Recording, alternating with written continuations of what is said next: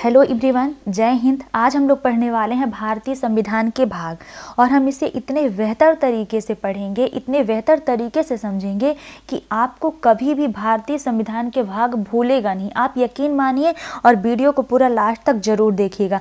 इसे हम किसी ट्रिक से नहीं पढ़ेंगे बल्कि एक समझ से पढ़ेंगे, एक भाव से पढ़ेंगे कि वो समझ ऐसी होगी कि आपके दिमाग में एक बार बैठ जाने के बाद वो दोबारा कहीं जाने वाली नहीं है। तो चलिए शुरू करते हैं। यहाँ पर हम क्या पढ़ने वाले हैं? भारतीय संविधान के भाग। देखिए पहला भाग देखते हैं। तो पहला भाग है भाग 1। संविधान का पहला भाग कौन सा है? भाग 1। और इसमें वर्णन है संघ और उसके राज्य क्षेत्र का, ठीक है। और अनुच्छेद हैं 1 से 4, ठीक है। हम इसे इस भाव से समझेंगे कि जैसे मान लीजिए एक आदमी है, जैसे कि हम हैं, तो हम पहले आएंगे, भारत में आते हैं। तो भारत में आने से पहले हम जब आएंगे तो हमको ये होता है कि हम रहेंगे कहाँ, हमको स्थान कहाँ मिलेगा। तो सबसे पहला स्थान हम, ये जो इंसान है, इंसान नामक व्यक्ति यहाँ खड़ा है, तो ये सबसे पहले कहाँ आता है? आएगा संघ और उसके राज्य क्षेत्र में, यानी भारत में आएगा। भारत क्या है? भारत राज्यों और उसके राज्य क्षेत्रों का संघ है। तो सबसे पहले इंसान कहाँ आता है? भाग 1 में आता है। और ये भाग 1 के अनुच्छेद 1 से 4, भाग 1 में कितने अनुच्छेद हैं? तो अनुच्छेद 1 से 4 भाग 1 में वर्णित हैं, ठीक है। तो हाँ, इस तरीके से समझेंगे, शायद समझ में आ रहा होगा कि एक इंसान है, मानिए एक इंसान है, वो इंसान सबसे पहले आया कहाँ? भारत में, ठीक है। तो भारत में आए, भारत क्या है? भारत संघ है। तो भारत संघ और उसका राज्य क्षेत्र है। तो संघ का वर्णन किसमें है? संविधान के भाग 1 में है। संविधान के भाग 1 में संघ और उसके राज्य क्षेत्रों का वर्णन है, यानी भारत के कितने राज्य होंगे और उन राज्यों की सीमाएं क्या होंगी या उनका क्या नाम होगा, ये सब वर्णन किसमें है? संविधान के भाग 1 में और अनुच्छेद 1 से 4 में है, ठीक है। तो नागरिक आया, सबसे पहले कहाँ आया? भारत में आया, ठीक है। तो भारत में आया, पहला कदम उसका भारत में रखा गया। तो संविधान के भाग 1 में किसका वर्णन है? भारत का, यानी संघ और उसके राज्य क्षेत्रों का वर्णन है, ठीक। भाग 2 को देखते हैं। यदि 2-3 बार ये वीडियो आपके माइंड में आप देखेंगे और आपके माइंड में बात राउंड करेगी तो आपको ऑलरेडी याद हो जाने वाला। दूसरा है भाग 2। तो जब नागरिक आया, भारत में रुक गया, भारत में रहने लगा, ठीक है। अब भारत में रुका तो वो सोचेगा कि हम तो भारत में आ गए, लेकिन हमारी पहचान क्या है कि हम भारत में हैं। और क्या पता कि आज हम भारत में हैं और कल कोई हमको भगा दे या हमको कोई यहाँ से निकाल दे, हमारी ज़मीन हड़प ले। तो भारत में आने से पहले सिक्योरली कि हाँ हम भारत में हैं, भारत में रहते हैं, तो इसके लिए क्या चाहिए? नागरिकता। तो क्या मिलेगी? नागरिकता। भाग 2 में क्या हुआ? नागरिकता। और नागरिकता का वर्णन अनुच्छेद 5 से 11 में। किसमें वर्णन है? अनुच्छेद 5 से 11 में वर्णन है नागरिकता का। यानी सबसे पहले नागरिक आया, वो इंसान आया यहाँ, तो आया तो कहाँ आया? भारत में आया, है ना, भारत में। तो भारत क्या है? भारत संघ और राज्य क्षेत्रों का एक संघ है। भारत जो है तो संघ है, राज्यों और केंद्र शासित प्रदेशों का संघ हुआ भारत। तो वो नागरिक रुका भारत में। अब भारत में आया तो वो सोचता है कि हमारा प्रमाण क्या है? तो वो मांगेगा नागरिकता। तो दूसरा कदम किस में गया? नागरिकता में गया। तो भाग 2 में किसका वर्णन है? नागरिकता का वर्णन है। तो अनुच्छेद 5 से 11 में नागरिकता का वर्णन है, ठीक है। अब भारत का नागरिक तो ये इंसान बन गया, जो ये इंसान है तो ये तो आया, भारत का नागरिक बन गया, लेकिन सोचता है कि हम तो नागरिक हो गए, लेकिन हमारा अधिकार क्या है कि हाँ हम नागरिक हैं। और क्या पता कि हम नागरिक तो हैं, लेकिन कल कोई हमारी ज़मीनें हमसे हड़प ले या हमको कल कोई किसी स्कूल में एडमिशन ना दे। तो इसके लिए क्या हुआ कि हमको अधिकार चाहिए कि हमारा क्या अधिकार है। तो ये जब नागरिक जो इंसान था ये भारत में आया तो रुका, और भारत में आया तो भाग 1 में भारत पहला स्टेप गया इसका भारत में। तो भाग 1 में वर्णन हो गया भारत संघ और राज्य क्षेत्रों का, और भाग दूसरा कदम उसने रखा कि हमको नागरिकता चाहिए। तो भाग 2 में क्या हुआ? नागरिकता। और तीसरा कदम वो रखता है ये नागरिक कि अब हमको नागरिकता तो मिल गई, तो हमारे अधिकार क्या हैं? तो मौलिक अधिकार। तीसरा कदम उसका कहाँ गया? मौलिक अधिकार में गया। तो भाग 3 में किसका वर्णन है? भाग 3 में वर्णन है मौलिक अधिकार का, ठीक है। और मौलिक अधिकार कितने अनुच्छेद में है? तो अनुच्छेद 12 से 35 तक मौलिक अधिकारों का वर्णन है ना। यानी संविधान के भाग 1 में भारत का वर्णन है, भारत संघ और राज्य क्षेत्रों का वर्णन है। उसमें अनुच्छेद हैं 1 से 4। दूसरे भाग में वर्णन है नागरिकता का और 5 से 11 तक अनुच्छेद उसमें शामिल हैं। तीसरे भाग में वर्णन है मौलिक अधिकार का, उसमें अनुच्छेद 12 से 35 तक अनुच्छेद शामिल हैं। ठीक है, अगला हम देखते हैं कि अब हमने तो मौलिक अधिकार भी दे दिया, अब उसको अधिकार तो मिल गया, तो भारत, पहले ही हम बता रहे हैं कि भारत जो है तो राज्य और केंद्र शासित प्रदेशों का संघ है, इनमें बटा हुआ है। यानी भारत जो अखंड भारत है उसका कुछ हिस्सा राज्यों में बटा है और कुछ हिस्सा केंद्र शासित प्रदेशों में बटा है। ठीक है, अब जैसे मान लीजिए वो इंसान आया तो राज्य में रुका हुआ है, कहाँ रुका हुआ है, राज्य में रुका हुआ है ये इंसान, है ना। तो अब सोचेगा कि हम पहले स्थान में मिला हमको भारत, दूसरा हमने भारत से मांगी नागरिकता, तीसरा हमने मांगा मौलिक अधिकार। अब इतना तो हमको मिल गया, लेकिन क्या पता, इतना तो हमको भारत संघ ने दे दिया, लेकिन क्या पता कि हमको जो राज्य है वो हमको सेवाएं ना दे, वो हमारे कल्याण के लिए कार्य ना करे। तो वो मांगता है राज्य से। जब वो ये मौलिक अधिकार पा गया और अपना स्थान भी देख रहा है कि मतलब मैं राज्य में हूँ, तो मांगता है राज्यों से। तो भाग 4 में किसका वर्णन है? भाग 4 में वर्णन है राज्य के नीति निदेशक तथ्यों का वर्णन है, और अनुच्छेद है 36 से 51 तक, है ना। अनुच्छेद 36 से 51 तक राज्य के नीति निदेशक तथ्यों का वर्णन है। इसे हम कहाँ से लिया है संविधान में? तो आयरलैंड से लिया है। हम और वैसे एक्स्ट्रा डिटेल नहीं ऐड करेंगे, क्योंकि हमको एक अच्छी समझ भारत के संविधान के भाग की अपने दिमाग में बिठानी है। यदि हमारी ये बैठ जाएगा तो फिर हम ऑलरेडी अलग खंड से कि कौन किधर से आया क्या है वो सब अपने से बता पाएंगे, अपने से रट पाएंगे, समझ पाएंगे, है ना। तो जब नागरिक आया तो उसका चौथा कदम गया कि ये जो हम राज्य में रह रहे हैं, भारत ने तो हमको सब दे दिया, लेकिन भारत ने हमको सब दिया, लेकिन ये जो खंड रूपी स्थान में हमको निवास दिया है, तो ये क्या पता कि राज्य हमको सेवाएं ना दे, हमारे हित में कार्य ना करे जो सरकारें हैं। तो उसने मांगने लगा राज्य से भी कि आप भी हमको मतलब सही बताओ, नीति निदेशक, हमारे नीति के हिसाब से निदेशक तत्व तो बताओ। तो भाग 4 हुआ राज्य के नीति निदेशक तत्वों में, और इसका वर्णन है अनुच्छेद 36 से 51 तक। ठीक है, अब अगला है भाग 4A। 4A ये कहीं कहीं आपको हिंदी में लिखा मिलेगा भाग 4 का।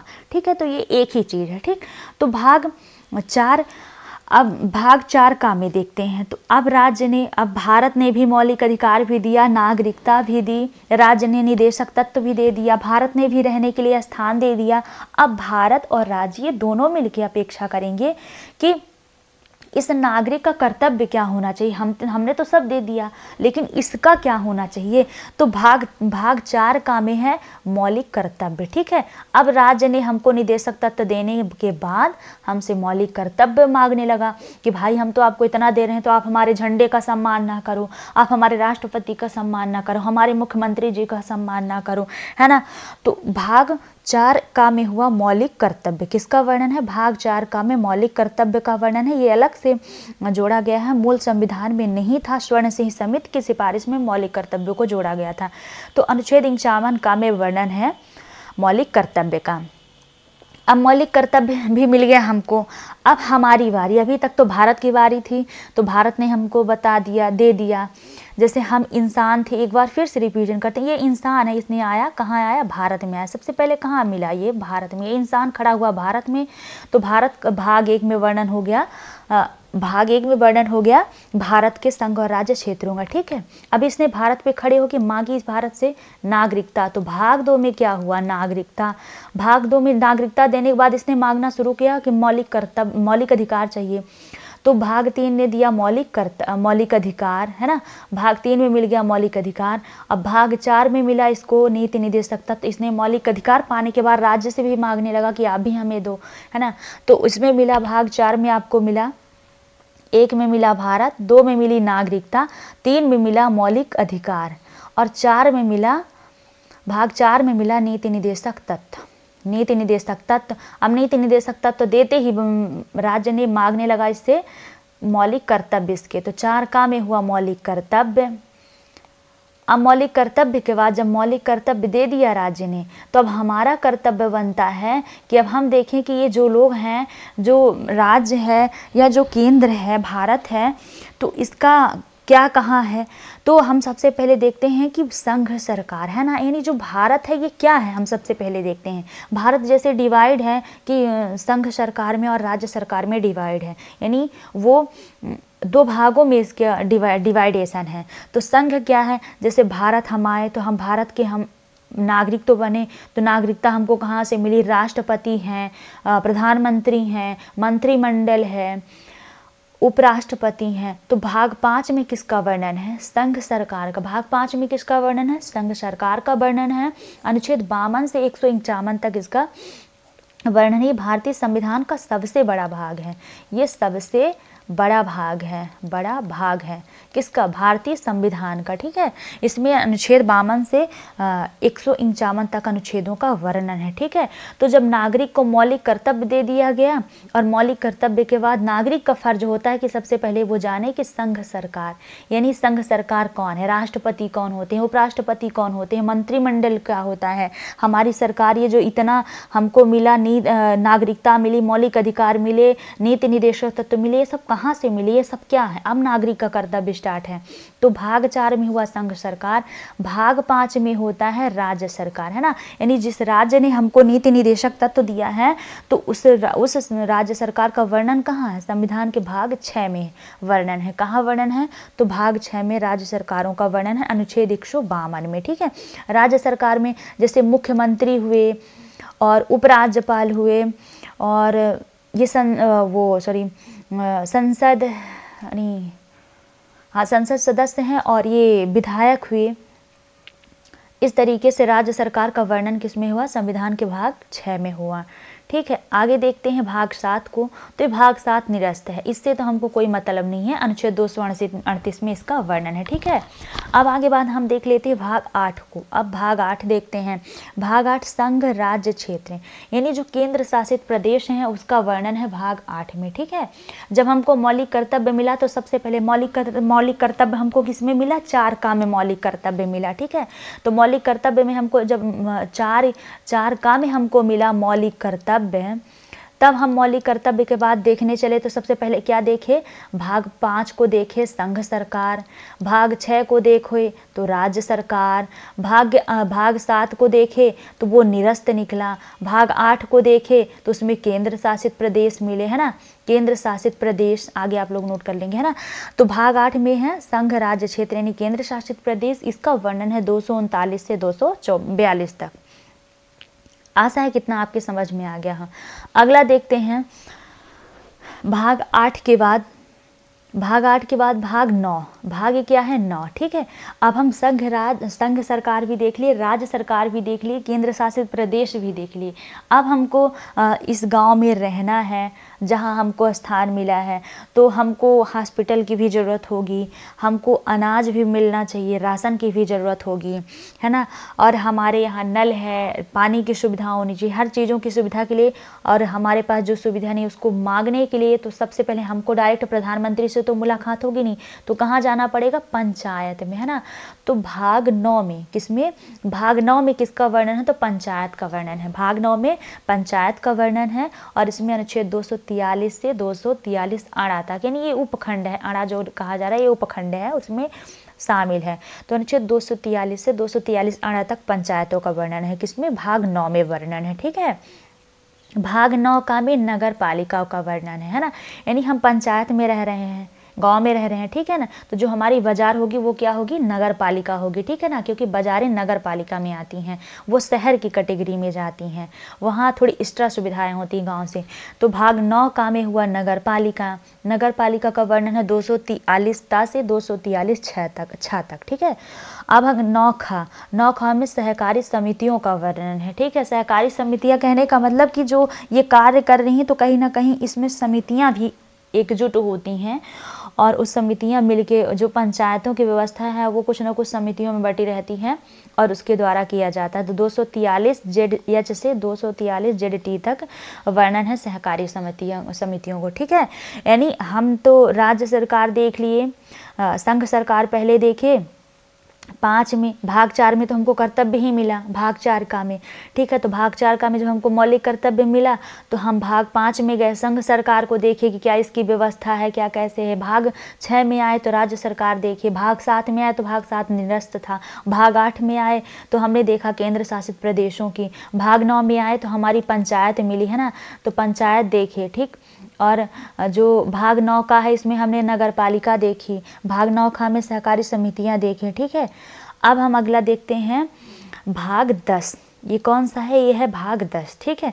भाग 10 में है अनुसूचित और जनजाति क्षेत्र, इसका वर्णन है अनुच्छेद 244 से 244 का तक, ठीक है। अब हम उधर तो देख लिए पंचायत वगैरह, ठीक है। तो हमारे पास में ही कुछ पड़ोसी जंगल है, पड़ोस में ही जंगल है, ठीक है। और उस जंगल में कुछ ट्राइबल यानी जनजाति लोग रहते हैं जो कि जंगल से प्रेम करते हैं, ठीक है। जो जनजाति लोग होते हैं वो लोग जंगल से बहुत प्रेम करते हैं। वो वहाँ के फूलों को खा करके अपने पेट का भरण पोषण करते हैं, वहाँ की जड़ों को, छालों को पहन करके अपना तन ढकते हैं और उसको भी बेहद पसंद करते हैं, ठीक है। तो हमारे पड़ोस का जो एरिया है तो वहाँ के लोग कैसे हैं? तो वो हैं अनुसूचित और जनजाति क्षेत्र, ठीक है। यानी वो अनुसूचित और जनजाति क्षेत्र में आते हैं, ठीक है। तो हमने पंचायत देखी, नगर पालिका देखी। पंचायत में देखा तो अपने गांव की पंचायतों का वर्णन हुआ, और नगर पालिका में देखी तो थोड़ा शहरीकृत मिला, सहकारी समितियां भी वहीं शामिल थीं। और हमने थोड़ी जंगल की ओर देखा तो जैसे जंगल में कुछ निम्न कास्ट के लोग रहते हैं, हम लोग कहते हैं कोल हैं, वो प्रजापति हैं, मटके बनाते हैं, ठीक है। वो जंगलों में ही रह के मटके बना रहे हैं, ठीक। कोई लकड़ी का बेहतर सामान बना रहा है, तो वो कौन हुए? वो सब हैं अनुसूचित जनजाति क्षेत्र में रहते हैं, ठीक है। तो ये भाग 10 में किसका वर्णन है? अनुसूचित और जनजाति क्षेत्र का, और अनुच्छेद है 244 से 244 का तक, ठीक। अब हम सब देख लिए, अब तो सब, अब कहीं का एरिया छूटा नहीं, ठीक। अब हमको इनसे संबंध कैसे बना के रखना है, ठीक है। यानी जैसे मान लीजिए हम पढ़ लिख के बहुत बड़े एजुकेटेड हो गए, कुछ कलेक्टर हैं या कुछ आप देखते चलिए कि कोई बहुत ही बड़े लेवल का है तो विधायक से वो मुख्यमंत्री पद के लिए प्रमोशित होता है, ठीक है। तो संघ और राज्यों के बीच हमारे संबंध क्या होने चाहिए? जैसे हम राज्यों में रहते हैं, कुछ लोग केंद्र शासित प्रदेशों में भी रहते हैं, तो उनसे हमारे संबंध क्या होने चाहिए? तो भाग 11 में हमको संबंध बताया गया है कि आपका संबंध कैसा होना चाहिए। अनुच्छेद 245 से 263 तक उसका वर्णन है, संघ और राज्यों के बीच संबंध का वर्णन है, ठीक। आशा है कितना तो क्लियर हुआ होगा आप लोगों का। तो भाग 11 में किसका? संघ और राज्यों के बीच संबंध देख लिए। भाग 12 देखते हैं, तो भाग 12 में हमको वित्त से संबंधित, वित्त, संपत्ति, संविदाएं, वाद विवाद, जैसे अभी भी हम देख रहे हैं कि कुछ राज्यों के बीच नदी जल विवाद चल रहा है, कुछ राज्यों के बीच भाषा के कारण विवाद चल रहा है कि ये क्षेत्र हमारा है ना। तो वित्त के लिए, कुछ धन बंटवारे के लिए, संपत्ति के लिए, संविदाएं के लिए, ये जो वाद विवाद हैं आपस में, तो इनका वर्णन है भाग 12 में। किसमें वर्णन है? भाग 12 में इनका वर्णन है, ठीक है। भाग 11 में हमको बताया गया कि हमारे राज्यों के बीच संबंध कैसे होने चाहिए, राज्य और संघ राज्य क्षेत्र के बीच संबंध कैसे होने चाहिए। भाग 12 में उसने संबंधों को वित्त, संपत्ति, संविदाएं, वाद विवाद सब ब्यौरा करके बताया। भाग 13 में भी उसने यही बताया कि भारत के जो राज्य क्षेत्र के भीतर की बात है, वहाँ व्यापार कैसा होना चाहिए, वाणिज्य एवं समागम, इन सब के बारे में बताया गया। इसका वर्णन है अनुच्छेद 301 से 307 तक। ये इतना डिफिकल्ट नहीं है, आशा है कि समझ में आया हुआ होगा आप लोगों को। अगला है भाग 14, है ना। हमने यहाँ तक कितने भागों को देखा? भाग 13 को देखा, ठीक। भाग 13 में व्यापार वाणिज्य के बीच हम कैसा व्यवहार रखेंगे अपना। फिर भाग 14 में है संघ और राज्यों के अधीन सेवाएं, है ना। यानी किसकी सेवाएं, कितनी सेवाएं किसके अधीन होगी, इसका वर्णन हुआ भाग 14 में। भाग 14 का में अधिकरण का वर्णन हुआ। संघ और राज्यों के अधीन सेवाओं का अनुच्छेद 308 से 323 में वर्णन है, और अधिकरण का वर्णन है 323 का से 323 खा तक। अगला है निर्वाचन, है ना। अब हम तो इतना सब देख लिए, उसके बाद भाग जो 15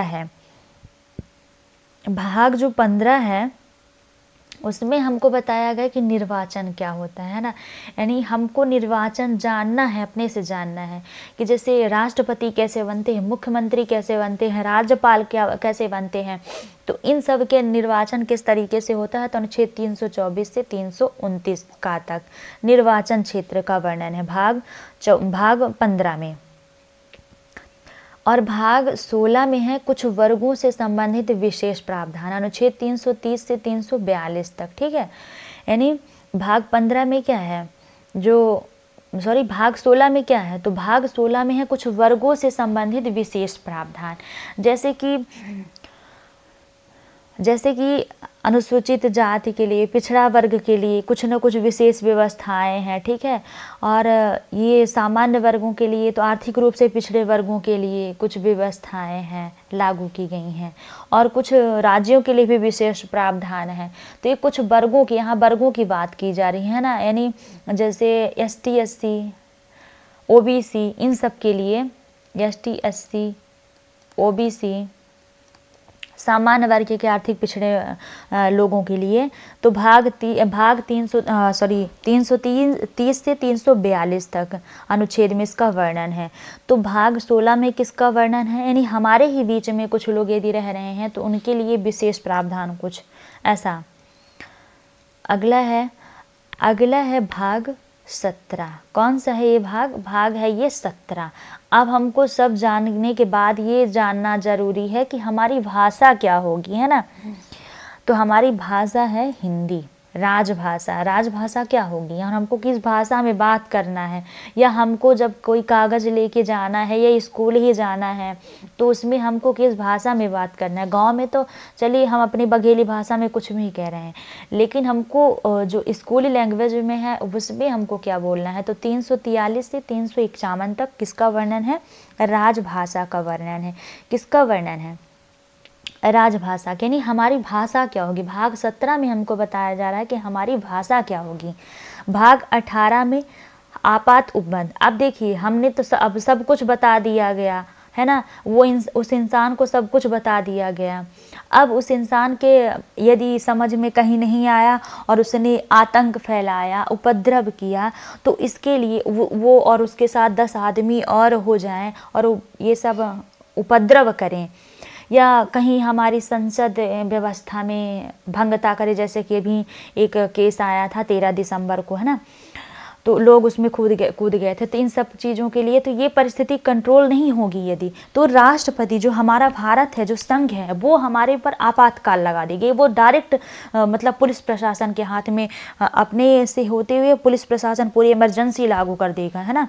तो हमारा निकलना मुश्किल होगा कि हम 10 लोग के साथ निकल नहीं सकते, मार्केट भी समय समय पर खुलेगी, है ना, शाम को नहीं निकल सकते, ये सब चीज़ें लागू कर देगा, ठीक है।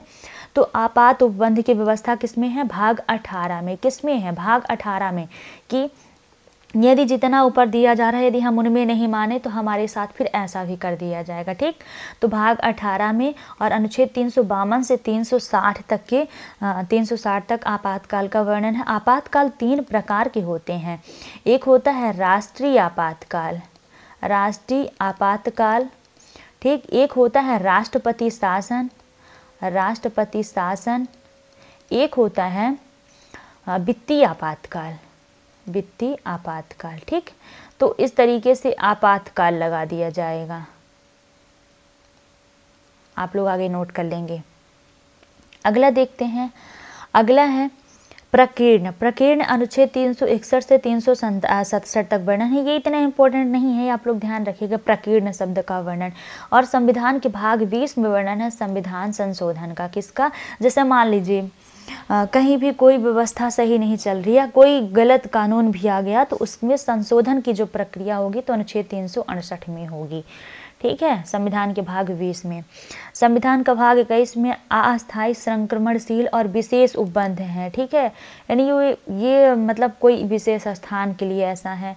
और भाग 22 में है संक्षिप्त नाम, प्रारंभ, हिंदी में प्राधिकृत पाठ और निरसन। ये इतना इम्पोर्टेंट नहीं है। अनुच्छेद 393 से 395 तक भाग 22 का वर्णन है। भाग 21 का वर्णन है अनुच्छेद 369 से 392 तक। देखिए हम आज भी डाउट में रहते हैं कि वर्तमान में संविधान में कितने भाग हैं, तो भाग उतने ही हैं। संविधान में भाग कितने, भाग 22 ही हैं। और अनुच्छेद की बात करें तो अनुच्छेद भी 395 ही हैं। आज भी अनुच्छेद 395 ही हैं। जो कहीं आपको 400, कहीं 450, कहीं 490, 465 जो भी लिखने को सुनने को मिलता है, तो वो केवल उपबंध जोड़े गए हैं, वो भाग नहीं जोड़े गए हैं। उपभाग जोड़े गए हैं, उप अनुच्छेद जोड़ेंगे। जैसे भाग 22 हमने पढ़ा अनुच्छेद, जैसे 9 का 9 खा पढ़ लिया, 14 का पढ़ लिया, इस तरीके से, ठीक है। तो वर्तमान में भी संविधान में 22 भाग हैं और अनुच्छेद 395 ही हैं, ठीक है। अब एक बार देख लेते हैं कि रिवीजन में कि रियल में याद हुआ कि नहीं याद हुआ आप लोगों को, एक बार देख लेते हैं।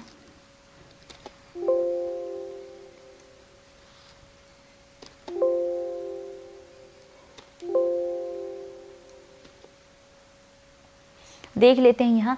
जैसे देखिए, हमने संविधान का भाग पढ़ रहे थे, तो कोई इंसान है ना, वो इंसान आया यहाँ, ठीक, ये इंसान है, ठीक, ये आया तो कहाँ आया, सबसे पहले भारत में आया। इसका कदम कहाँ पड़ा, भारत में पड़ा। तो भाग 1 में किसका वर्णन हुआ, ये भाग होंगे यहाँ, ठीक है, ये भाग है और ये इंसान है, ठीक। या फिर नीचे लिखते हैं, ये इंसान है, ठीक, ये इंसान है।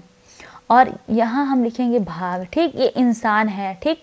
और ये आया, तो ये आया तो कहाँ आया, सबसे पहले भारत में आया, ठीक। तो भाग 1 में किसका वर्णन हुआ, भारत का वर्णन हुआ, ठीक है।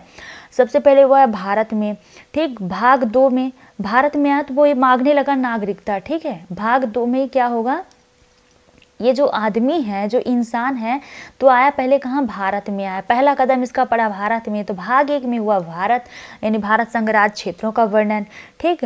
फिर भाग 2, ये जैसे ही आया भारत में तो ये मांगने लगा नागरिकता। क्या मांगने लगा, नागरिकता। तो भाग 2 में किसका वर्णन हुआ, नागरिकता का, ठीक। इसको नागरिकता मिल गई तो फिर मांगने लगा ये मौलिक अधिकार, ये तीसरा कदम रखता है मौलिक अधिकार पे। तो फिर भाग 3 में किसका वर्णन हुआ, मौलिक अधिकार का, ठीक है। भाग 3 में किसका वर्णन हुआ, मौलिक अधिकार का, ठीक। मौलिक अधिकार मिलने के बाद इसने मांगना चालू कर दिया राज्य के नीति निदेशक तत्व, है ना। क्या मांगना चालू कर दिया है कि हम राज्य में रह रहे हैं, राज्य भी हमको कुछ दे।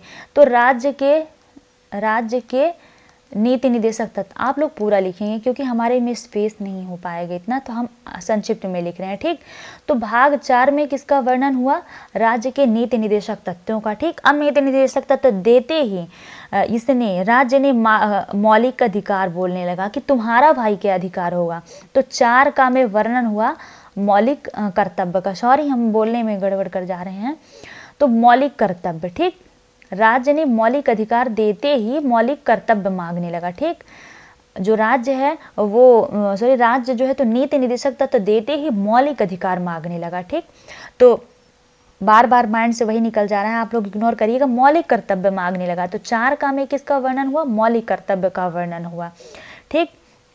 अब मौलिक कर्तव्य देते ही इसने शुरू किया तो इसका कर्तव्य बना। तो ये सबसे पहले देखने चला कि संघ सरकार क्या होती है। तो भाग 5 में इसने अगला कदम संघ सरकार पे रखा कि क्या होती है संघ सरकार। तो भाग 5 में संघ सरकार, भाग 6 में आई राज्य सरकार। संघ को देखने के बाद इसने राज्य सरकार को देखने चला, तो भाग 6 में आई राज्य सरकार, ठीक। अब राज्य सरकार को देखने गया, अब देखने के बाद भाग 7 देखा तो भाग 7 निरस्त रहा, ठीक। भाग 8 में दौड़ा, 7 निरस्त है, ठीक। अब 8वां कदम इसने इंसान ने रखा, 8वां कदम रखा केंद्र शासित प्रदेशों पे। तो भाग 8 में हुए केंद्र शासित प्रदेश, आप लोग पूरा लिखिएगा। भाग 8 में हुए केंद्र शासित प्रदेश। अब इनको देखने के बाद इसने सोचा कि हमने बाहर का तो पूरा देख लिया, अब अपने इधर गांव का अंदर का देखते हैं। तो उसके बाद इसने देखा भाग 9, ठीक है। केंद्र शासित प्रदेश को देख के आया तो ये देखने चला पंचायत थी भाग 9 में, ठीक। पंचायत के बाद इसने देखा नगर पालिका, तो नगर पालिका 9 का में वर्णित थी। इसके बाद इसने देखा सहकारी समिति, तो सहकारी समिति वर्णित थी 9 खा में। और 9 खा के बाद फिर इसने क्या किया, इसने देखा कि ये जो अनुसूचित क्षेत्र है ये क्या होते हैं। तो अनुसूचित जनजाति क्षेत्र जो भी है इनको देखने चला, तो इनका वर्णन हुआ 10 में। भाग 10 में, ठीक, अनुसूचित और जनजाति क्षेत्रों का, ठीक। उसके बाद भाग 11 में इसने अगला कदम रखा, तो इसको ये देखने को मिला कि हमारे संबंध, इसको संविधान की तरफ, इसके कर्तव्य शुरू है ना इस आदमी के, तो कर्तव्य में आया कि हमको जो केंद्र है और जो राज्य हैं, संघ राज्यों के बीच संबंध कैसे होने चाहिए, संघ राज्यों के बीच संबंध आप लोग आगे लिखेंगे। तो भाग 11 में संबंध का वर्णन हुआ। भाग 12 में वैसे प्रशासनिक संबंध तो हुए, लेकिन वित्त, संपत्ति, संविदाएं, बाद ये सब कैसे होने चाहिए, तो भाग 12 में इनका वर्णन मिला इसको। और भाग 12 के बाद भाग 13 में इसके व्यापार के बारे में जिक्र हुआ। आप लोग नोट करेंगे, स्पेस कम है यहाँ। तो भाग 13 में इसका वर्णन हुआ व्यापार का। और फिर व्यापार के बाद इसका सेवाएं क्या होगी इन दोनों के बीच में, सेवाएं। तो भाग 14 में इसको वर्णन मिला सेवाओं के बारे में, ठीक। भाग फिर 14 का में अधिकरण है, 14 का में अधिकरण देखने को मिला। 15 में देखने को मिला इसको निर्वाचन, यानी कैसे हम, किस तरीके से निर्वाचन होता है राष्ट्रपति का, प्रधानमंत्री का, मुख्यमंत्री का, इन सब का। उसके बाद इसने देखा कि भाग 16 को देखा कि कुछ वर्गों के लिए, यानी वहीं यदि ओबीसी हैं, एसटी हैं, एसटी एससी हैं, अनुसूचित क्षेत्र के हैं, इनको कुछ विशेष प्रबंध इसको देखने को मिला भाग 16 में, ठीक। और फिर भाग 16 के बाद भाग 17 में इसको बताया गया कि आपकी भाषा क्या होगी। तो इसने देखा कि हमारी भाषा क्या है भाग 17 में। 17 से बाहर आया। अब सब कुछ बताने के बाद इसको, इसने यदि ये नहीं माना तो इसको ये भी बताया गया कि आप यदि नहीं मानते हैं, आप उपद्रव करेंगे, तांडव करेंगे, तो फिर आपात उपबंध भी हैं, यानी हम आपातकाल लगा के और अपने हाथों में ले लेंगे पूरा, ठीक। तो भाग 18 में इसको मिला आपातकाल की इमरजेंसी भी लगाई जा सकती है ना। भाग 19 में मिला, भाग 19 में प्रकीर्ण रहा। भाग 20 में संशोधन की प्रक्रिया बताई गई कि यानी किसी संविधान के भाग को संशोधित भी किया जा सकता है, ठीक। भाग 22 में अस्थायी, संक्रमणशील और विशेष उपबंध हैं, है ना, जो अस्थायी है, स्थायी नहीं है। जैसे कि ये जम्मू कश्मीर के लिए विशेष प्रावधान रहा तो उसको हटाया गया था इस तरीके से। और भाग 21 में और भाग 22 में संक्षिप्त नियम प्रारंभ, ये इतना इंपॉर्टेंट नहीं है। तो आशा है कि वीडियो आपके लिए काफ़ी हेल्पफुल होगी और आप वीडियो को पूरा ज़रूर देखे होंगे और आपका आज के बाद ये जो संविधान का भाग याद करने का समस्या रही होगी वो खत्म हो गई होगी और आपको अच्छे से याद हो गया होगा। आप यकीन मानिए इस वीडियो को 2 बार 3 बार देखेंगे तो एक भाव से आपके समझ में आ गया होगा। So thanks for watching my videos. आशा है कि वीडियो आपके लिए काफ़ी हेल्पफुल होगी और आप वीडियो को पूरा ज़रूर देखेंगे। Thank you.